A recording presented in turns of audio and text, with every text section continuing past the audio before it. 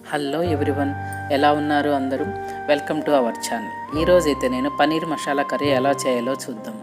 ఒక కళాయి తీసుకొని దానిలో కొంచెం నెయ్యి నూనె వేసేసి కట్ చేసిన అల్లం వెల్లుల్లి వేసి ఒక 1 minute ఫ్రై చేసిన తర్వాత దానిలోనే 2 లవంగాలు కొంచెం దాల్చిన చెక్క కూడా వేయాలి.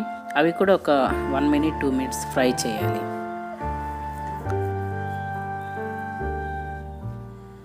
ఆ తర్వాత మనం కట్ చేసి పెట్టుకున్న ఆనియన్స్ అండ్ జీడిపప్పు కూడా వేసేసి ఒక 2-3 minutes ఫ్రై చేసి పెట్టుకోవాలి.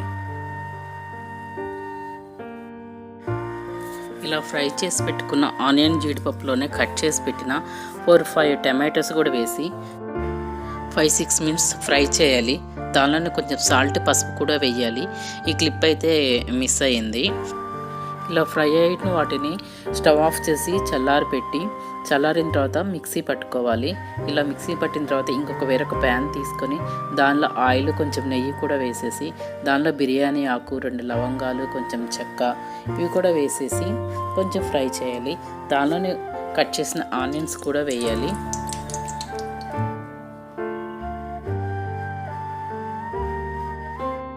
ఇలా ఆనియన్స్ 2-3 minutes ఫ్రై అయిన తర్వాత దానిలోనే కొంచెం 1 స్పూన్ అల్లం వెల్లుల్లి పేస్ట్ కూడా వేసేసి ఇది కూడా 1 minute ఫ్రై చేయాలి.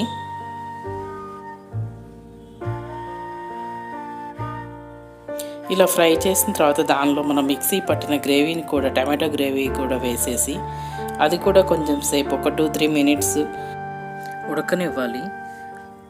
అలా ఉడికిన దానిలో కొంచెం వాటర్ యాడ్ చేసేసి ఇంకొంచెం సేపు ఇంకొక 2-3 minutes ఉడకనివ్వాలి. ఇలా ఉడికిన దానిలో కొంచెం మనం 2 స్పూన్స్ కారం, దీనిలోనే 1 స్పూన్ ధనియా పౌడర్, 1/2 teaspoon జీరా పౌడర్, 1 tablespoon గరం మసాలా కూడా వేసేసి బాగా కలిపి ఉడకనివ్వాలి. అందులోనే సరిపడినంత సాల్ట్ కూడా వేసుకోవాలి.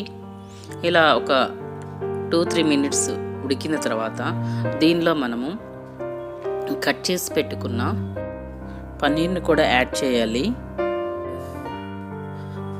దీనిలో ఇలా క్రీము కార్డు వేసి కలిపిన తర్వాత దీనిలో కొంచెం కసూరి మేతి కూడా వేసేసి కలిపేసేయాలి.